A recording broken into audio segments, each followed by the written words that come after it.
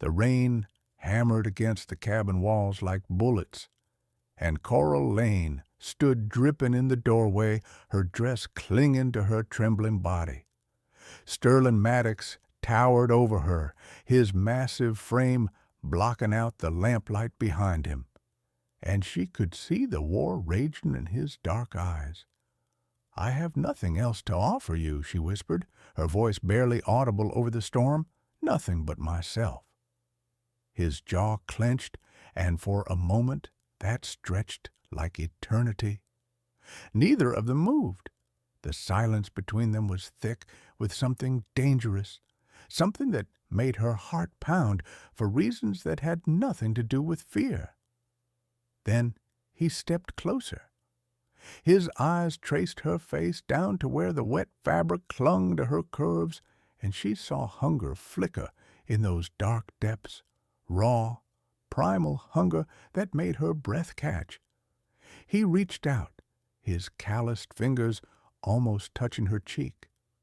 "You're beautiful," he said, his voice rough as gravel. She leaned into his almost touch, her lips parting. "Then take what I'm offering." Sterling's hand trembled in the air between them. She could feel the heat radiating from his massive frame, could see the war raging behind his eyes. Every fiber in his body screamed to close that final inch, to claim what she so desperately wanted to give. His other hand came up to frame her face, not quite touching, but close enough that she could feel the calluses on his palms, close enough to make her dizzy with anticipation. He started, then stopped. His hands dropped to his sides.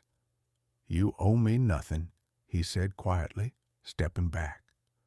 Sterling turned away from her, his massive hands gripping the edge of the wooden table until his knuckles went white.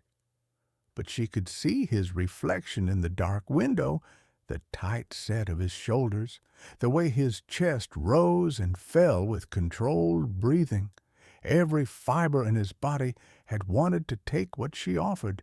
She'd seen it in his eyes, felt it in the electric space between them. So why hadn't he?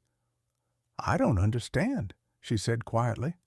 "Neither do I," he admitted, without turning around. Sterling turned away from her, his massive hands gripping the edge of the wooden table until his knuckles went white. But she could see his reflection in the dark window, the tight set of his shoulders, the way his chest rose and fell with controlled breathing. Every fiber in his body had wanted to take what she offered. She'd seen it in his eyes, felt it in the electric space between them. So why hadn't he? "I don't understand," she said quietly. "Neither do I," he admitted, without turning around. Cora stared at his broad back, confusion mixing with something that felt dangerously close to disappointment. She'd offered herself to men before when desperation demanded it, and they'd always taken without hesitation. But Sterling Maddox, there was something different about the hunger she'd glimpsed in his dark eyes, something that felt less like taking and more like drowning.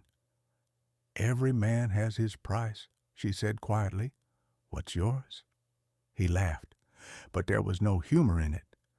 "You think you know what I want. I saw how you looked at me." She stepped closer, emboldened by his obvious desire. "I know what men want when they look at a woman with nowhere else to go." Sterling's shoulders tensed. When he turned back to face her, the raw need in his expression made her knees weak. "Do you?" The question hung between them, loaded with promise and threat in equal measure. For a moment, she thought he might close the distance between them, might finish what they'd almost started. Instead, he moved to a chest in the corner, pulled out a thick blanket, and held it out to her. But when their fingers brushed as she took it, neither of them pulled away. The contact sent fire racing up her arm, and she saw him swallow hard. "Get out of those wet clothes," he said, his voice rougher than before. "Before you catch your death, will you help me?" The words slipped out before she could stop them, bold and shameless. Sterling's grip tightened on the blanket, and for a heartbeat his eyes darkened with something that made her pulse race. Then he released the fabric and stepped back. "There's a screen over there," he said, nodding toward the corner. I'll keep watch." As she moved behind the screen, her heart hammered against her ribs. She could feel his presence like a physical weight, could sense him listening to every whisper of fabric against skin. When she glanced around the screen's edge, she caught him staring at the locked chest with the same tortured expression he'd worn when he'd almost touched her face. "Sterling?" she called softly. "Yeah?" His voice sounded strained. "What's stopping you?" The silence stretched so long she wondered if he'd answer at all. Finally, his voice came out barely above a whisper. "I wish I knew." Cobb pulled the blanket tighter around her shoulders, the rough wool scratching against her bare skin. Sterling's words hung in the air like smoke, heavy and mysterious. Everything he could never give her. What did that even mean? She stepped out from behind the screen, her wet dress draped over her arm. Sterling had moved to the window, his broad shoulders silhouetted against the storm-lashed glass. He didn't turn around, but she saw his reflection tense when she appeared. "You can look now," she said softly. He turned slowly, and the breath caught in her throat. The way he looked at her like she was something he wanted to devour made heat rise in her cheeks. The blanket covered her completely, but under his hungry gaze she felt exposed in ways that had nothing to do with clothing. "Better?" she asked, moving closer to him. "Worse," he said honestly, his voice rough. "Much worse." The admission sent fire through her veins. She took another step toward him, close enough now to see the pulse hammering in his throat. "Why worse?" "Because now I know what you feel like under my hands." The words hit her like a physical caress. "You haven't touched me, haven't I?" His eyes traced the blanket where it clung to her curves. "When I handed you that blanket, when our fingers—" He swallowed hard. "I felt everything." Cora. She was close enough now to feel the heat radiating from his massive frame, close enough to see how his chest rose and fell with controlled breathing. "Then why are you fighting it?" "Because I've seen what happens when I don't." "What did you expect? Someone who'd already have taken what I offered." She moved closer to the fireplace, feeling the warmth kiss her face. "Why didn't you?" Sterling was quiet for so long she thought he wouldn't answer. When he finally spoke, his voice was thick with something that sounded like pain. "Because I've seen what happens when desperation meets opportunity. It destroys people. You sound like you know from experience." His laugh was bitter. "I do." Cora studied his profile in the firelight. There were scars along his jaw she hadn't noticed before, thin white lines that spoke of violence. "What happened to you?" "Nothing that matters now." He moved to the small kitchen area, busying himself with coffee preparation. "Tell me about you. What brings a woman like you to my door in the middle of a storm?" The question made her stomach clench. She'd hoped to avoid this conversation, but there was something in his voice, genuine concern without judgment, that made the truth want to spill out. "I was running," she admitted, "from a man who thought he owned me. Sterling's hand still illed on the coffee pot. Owned you how? The usual way. She pulled the blanket tighter. I worked in his saloon. He decided that meant I belonged to him. When I refused, she touched her cheek where a fading bruise still lingered. Let's just say he didn't take rejection well. The coffee pot slammed down on the stove with a sound like gunfire. When Sterling turned to face her, something dangerous flickered in his dark eyes. He hurt you? It wasn't a question. The quiet fury in his voice made her shiver. Nothing I couldn't handle, she said quickly. I got away. That's what matters. Is he following you? The question she'd been dreading. I don't know. Maybe. Sterling nodded once, sharp and decisive. Then he moved to a cabinet, pulled out a rifle, and began checking its chamber with practiced efficiency. What are you doing? Cora asked, alarm creeping into her voice. Making sure you're safe. You don't even know me. He looked up from the rifle, and the intensity in his gaze made her knees weak. Doesn't matter. The simple statement hit her like a physical blow. She'd never had anyone say those words to her before. Men protected what they owned, what benefited them, what they could get something from. But Sterling was offering protection for nothing more than because she needed it. Thunder crashed overhead so loud it rattled the windows. In the sudden silence that followed, they heard something else. Horses getting closer. Sterling's entire body went deadly still. Get away from the windows. What? Now, Cora? The urgency in his voice sent ice through her veins. She'd heard that tone before. In the moments before everything went wrong, someone was coming, and whoever it was, Sterling knew they weren't here for a friendly visit. Ka pressed her back against the cabin wall, her heart hammering as the sound of hoof-beats grew closer. Sterling moved with lethal grace, extinguishing the lamps one by one until only the firelight remained, casting dancing shadows across his angular face. How many? She whispered. 3 right now, but more will come. His voice was calm, but she could see the tension coiled in his shoulders. Stay low and quiet. The horses stopped just outside.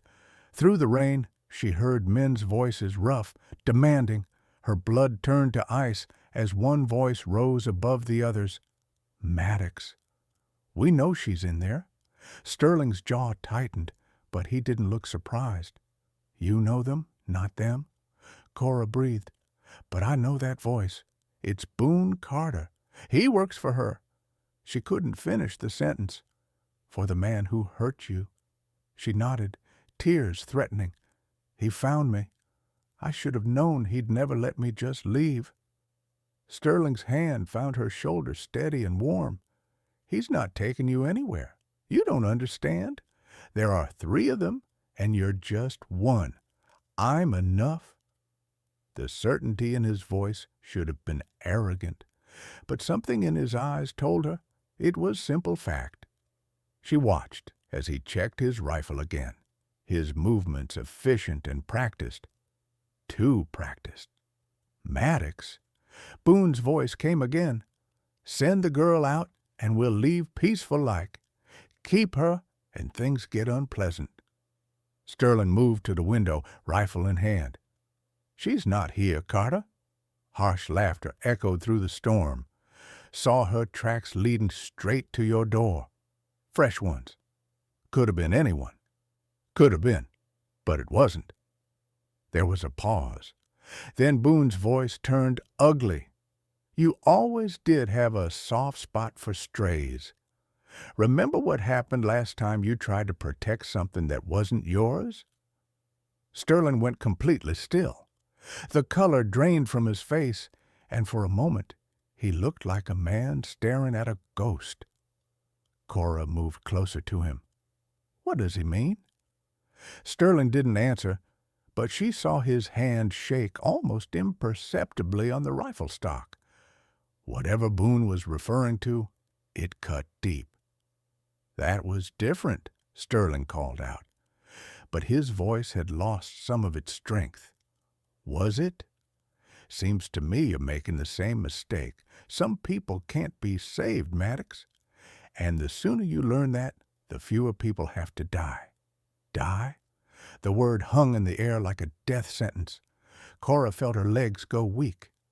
"How many people died last time?" she whispered. Sterling's face was carved from stone. "Too many. Because of you?" He didn't answer, but she saw the truth in his eyes. Guilt. Deep, crushing guilt that explained everything. The isolation, the locked chest. The way he looked at her like she was something he couldn't allow himself to want. "Sterling," she breathed, reaching for him. He pulled away from her touch. "Don't. Boone's right. People around me get hurt." But a gunshot shattered the night. Wood exploded from the doorframe, sending splinters flying. "Last warning, Maddox," Boone roared. "Send her out, or we come in." Sterling raised his rifle, his face hard as granite. But Ka could see the war raging behind his eyes, the same battle she'd witnessed when she first offered herself to him. Protect her and risk more deaths, or let her go and watch her disappear into a fate worse than death. As another shot rang out, shattering the window above their heads, she realized that Sterling Maddox was about to make a choice that would damn them both. Sterling's finger hovered over the trigger, every muscle in his body coiled like a spring about to snap. The cabin felt smaller with each passing second, the walls closing in as the weight of his past crashed down on him. "I won't let them take you," he said quietly, more to himself than to her. Cora moved closer, close enough that he could smell the rain still clinging to her hair, close enough that when she spoke, her lips almost brushed his jaw. What happened to them? His throat worked, and she felt, rather than saw him struggle with the answer. There was a family, a woman and her daughter. "They came to me for help, just like you." His voice cracked. "I thought I could protect them." "What happened to them?" she whispered, her hand coming up to rest on his chest. She could feel his heart hammering beneath her palm. "They died because of me, because I was too proud, too stupid to see that sometimes the only way to save someone is to let them go." Her fingers traced the buttons of his shirt, a barely conscious caress that made his breath hitch. "But you didn't kill them. The men outside, they're the killers. Doesn't matter. If I'd walked away, they'd still be alive." Sterling's hand covered hers, pressing her palm flat against his chest. "I won't make that mistake again. So, you'll just hand me over. Let them drag me back to a man who will beat me until I can't stand." She tilted her head up, bringing her face inches from his after everything that's been building between us. He spun to face her fully now, his hands coming up to frame her face. For a moment, she thought he would kiss her. Should kiss her. The air between them was electric with want. "You think this is easy for me?" His thumbs traced her cheekbones, and she leaned into the touch. "You think I want to let them take you? Then don't." She rose on her toes, bringing her lips dangerously close to his. "You don't understand. I understand plenty." She moved even closer, her body pressed against the length of his. "I understand that you're the first man who's ever looked at me and seen something worth protecting instead of something to be used. I understand that when you touch me," she guided his hand from her face down to her throat, where her pulse hammered wildly, "I feel alive for the first time in years. Sterling's control was fraying visibly. His grip on her waist tightened, pulling her closer even as he tried to resist. Cora, and I understand that you want me just as much as I want you. Her lips brushed his ear as she spoke. I can feel it in the way you look at me, the way you touch me like you're afraid I'll disappear. For a heartbeat, they stood frozen on the edge of surrender. His mouth was so close she could taste his breath, could feel the tremor in his hands as he fought the urge to claim what they both wanted. Then the front door exploded inward and the spell shattered. Boone Carter stepped through the smoking wreckage, water streaming from his hat, a cold smile playing at his lips. Two other men flanked him, guns drawn and ready.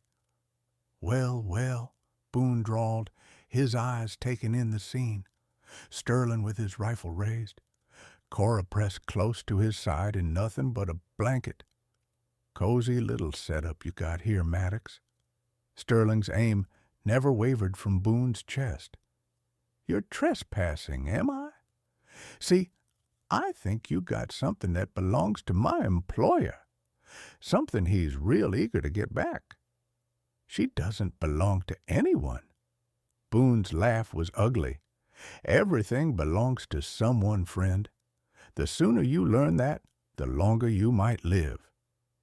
Sterling took a step forward, placing himself completely between Cora and the intruders. She's under my protection now.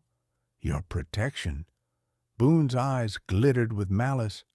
How'd that work out for Rebecca and little Sarah? The names hit Sterling like bullets. Cora felt him flinch, saw the guilt crash over him in waves. Rebecca and Sarah, the family he'd failed to save, but instead of breaking him, something else happened. Sterling's spine straightened, his jaw set with deadly resolve. This time will be different, he said quietly. And in that moment, Cora knew that Sterling Maddox had just decided to go to war. Cora stared at the military uniform, the medals, the weapons that spoke of battles fought in places far from this isolated cabin. Sling Maddox wasn't just a cowboy who'd gotten lucky in a gunfight. He was something else entirely. Captain, she whispered, reading the bars on the uniform's shoulders. Was Sterling corrected, his voice hollow? A long time ago, the boots on the porch grew louder, Boone's reinforcements spreading out around the cabin.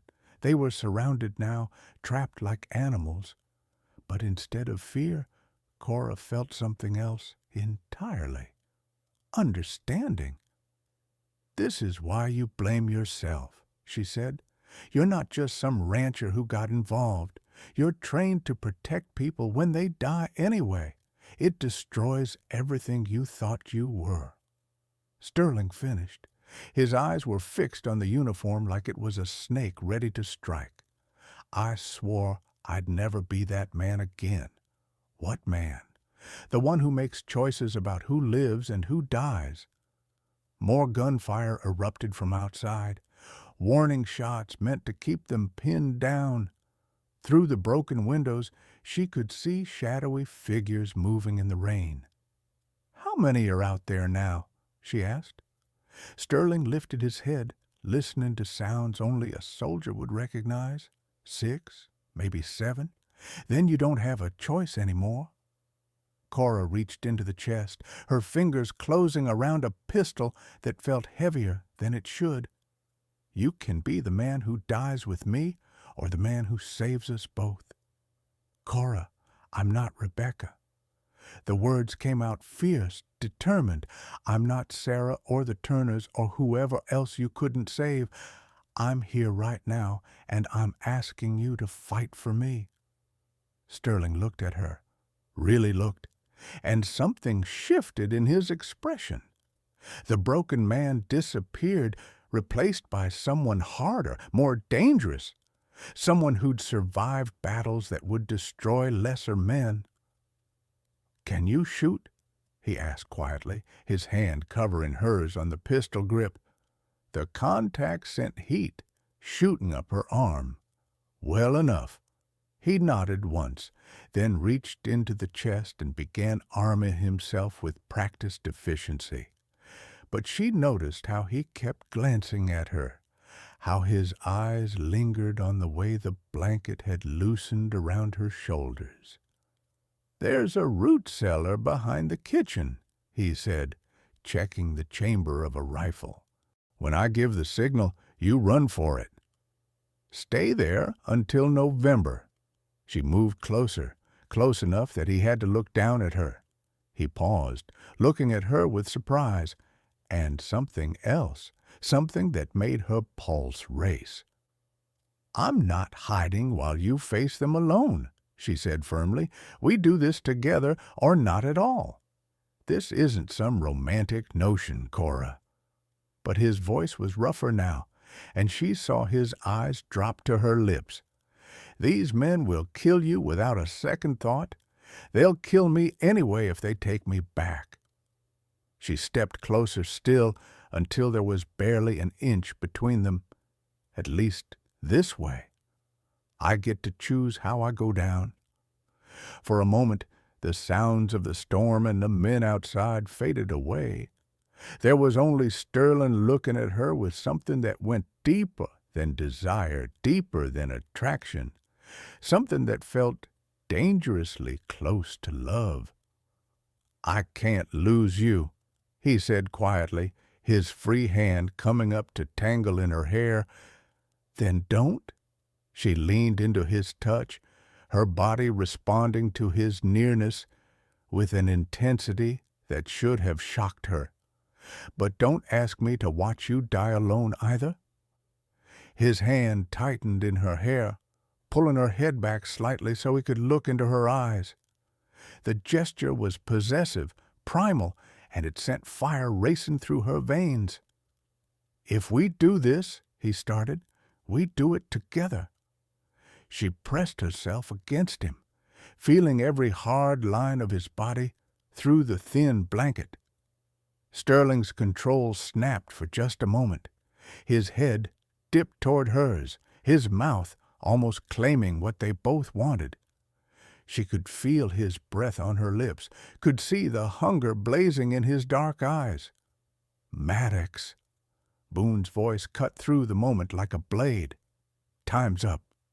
Sterling jerked back, the spell between them broken but not destroyed. When he looked at her again, she saw his decision, not the broken man who'd failed his past, but the soldier who'd learned to win against impossible odds. "Stay close to me," he said, handing her a pistol. His fingers lingered on hers as she took it. "Do exactly what I say when I say it." "Yes, sir, Captain." She let her thumb stroke across his knuckles, a subtle caress that made him inhale sharply. A ghost of a smile touched his lips. "Haven't been called that in years. Maybe it's time you remembered who you are." Her hand moved to his chest, feeling the steady thrum of his heartbeat. "And what you're fighting for?" The sound of breaking glass came from the back of the cabin. Sterling moved to the center of the room, but not before his hand trailed down her arm, leaving fire in its wake. "Whatever happens," he said, his voice steady as stone, but his eyes burning with unspoken promises, "know that meeting you was worth everything that comes after." Before she could respond, before she could tell him that she was falling in love with both the broken cowboy and the dangerous soldier, the night exploded into violence. But even as Sterling Maddox went to war, she could still feel the heat of his almost kiss on her lips. The first man through the back window never knew what hit him. Sterling's rifle spoke once, precise and final, and the intruder crumpled to the floor. The captain had returned, and he was everything Cora had imagined and more. 2 windows, front door. Sterling called out, his voice steady as granite. They'll come fast now." Glass exploded from the kitchen window. Cora raised her pistol, her hand surprisingly steady, and fired twice. One of Boone's men stumbled backward with a curse clutching his arm. "Good shot," Sterling said, dropping a second man with clinical efficiency. "Stay behind the table, but the cabin was too small," the attackers determined. A third man pressed through the front entrance. Sterling's rifle clicked empty just as the man raised his gun. "Reloading!" he shouted, diving behind the overturned table beside her. That's when Boone made his move. The man burst through the front door, pistol raised, a savage grin splitting his face. "Enough games, Maddox." Sterling's hands moved with practiced speed, but Boone was already firing. The bullet caught Sterling in the shoulder, spinning him around. He hit the wall hard and slumped to his knees, blood spreading across his shirt. "Sling!" Cora screamed. "Stay back," he gasped. But she could see he was hurt badly. His left arm hung useless, and his face had gone pale. Boone advanced slowly, savoring the moment. "Should have listened to reason, Captain, but you always were too proud for your own good." "Proud enough," Sterling managed, struggling to stand. "Rebecca said the same thing right before I put a bullet in her pretty little head." Boone's smile was pure evil. Want to know what her last words were? Sterling's face went white with rage, but he was too weak to do more than glare. "She said your name," Boone continued, relishing every word, begging you to save her. "But you weren't there, were you? Just like you won't be there for this one." He turned his gun toward Ka. That's when she understood. Sterling had been carrying the weight of Rebecca's death, blaming himself for not being there when she needed him most. But he was here now. He was here for her. "Boone," she said quietly. The man looked at her, eyebrow raised. "Got some last words, sweetheart?" "Just one." She smiled, cold and deadly. "Duck." Confusion flickered across Boone's face for just a moment. Then his eyes widened as he realized what she meant. Sterling had never dropped his pistol. The shot took Boone's center mass, the impact lifting him off his feet. He hit the far wall and slid down, leaving a red streak on the wood. His gun clattered across the floor. Forgotten. "How?" he gasped. Sterling struggled to his feet, swaying but determined. Blood ran down his arm, but his gun hand was steady. "Because she's not Rebecca, and I'm not the man who failed 3 years ago." Boone's breathing was labored, his shirt dark with spreading blood. "The others, they'll keep coming." "No." Sterling stepped closer, his voice deadly calm. "They won't." Through the broken windows, Cora could see the remaining men retreating into the night. Their leader was down. Their easy target had turned into a killing field, and none of them were being paid enough to face a trained soldier. Boone's eyes were already glazing over Al. "You can't save them all, Maddox." "No," Sterling agreed quietly, "but I can save her. The man who had terrorized her, who had come to drag her back to a life of misery and violence, breathed his last on the cabin floor." Sterling turned to face Cora, and she saw something in his eyes she'd never seen before. Peace. The ghosts that had haunted him were finally quiet. "It's over," he said simply, but as Cora moved toward him, she saw him sway dangerously. The blood loss was worse than he'd let on, and the adrenaline that had kept him fighting was wearing off. "Sling!" she called out, alarmed. His knees buckled and he collapsed. Cora caught Sterling as he fell, her arms barely strong enough to ease his descent to the floor. His shirt was soaked with blood, but when she pressed her hand to the wound, she felt relief wash through her. The bullet had gone clean through his shoulder, missing anything vital. "Stay with me," she whispered, tearing strips from her discarded dress to make bandages. His eyes fluttered open, focusing on her face with effort. "Are you hurt?" Even bleeding and barely conscious, his first concern was for her. It made her heart ache in the most beautiful way.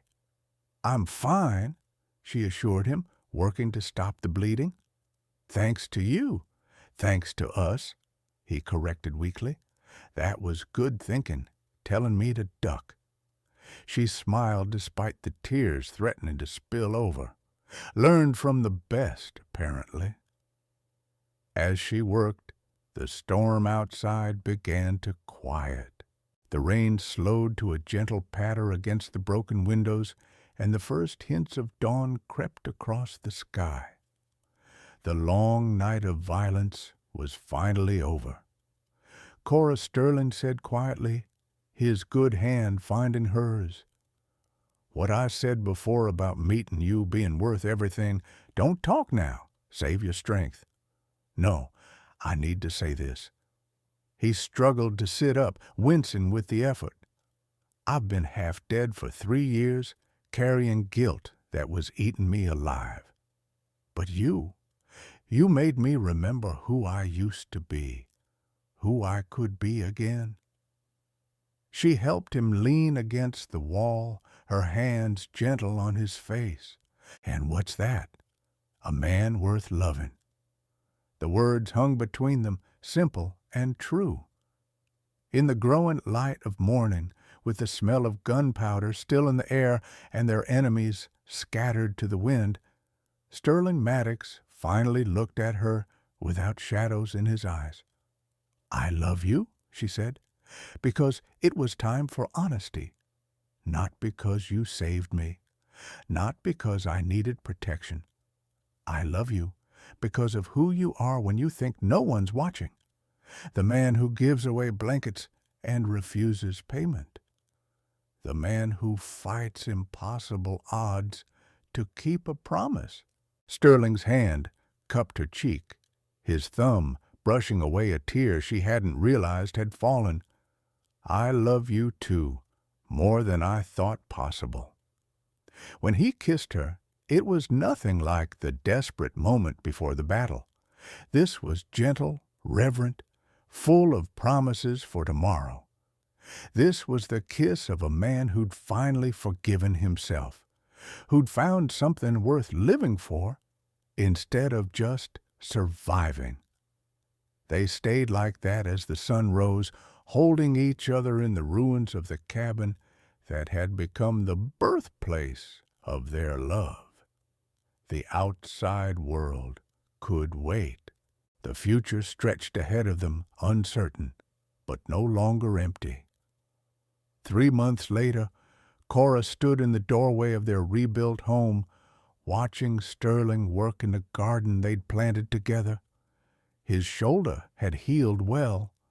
The bullet had gone clean through, and the doctor from the nearest town had done good work cleaning and stitching the wound. Only a thin scar remained to mark the night that changed everything. The locked chest sat open now, its contents no longer a source of shame, but tools used when justice demanded it. He caught her watching and smiled, the easy, unguarded smile of a man at peace. "Something on your mind, Mrs. Maddox?" he called out. She touched the simple gold band on her finger, still marveling at how right it felt, just thinking about how sometimes the best things come from the worst nights.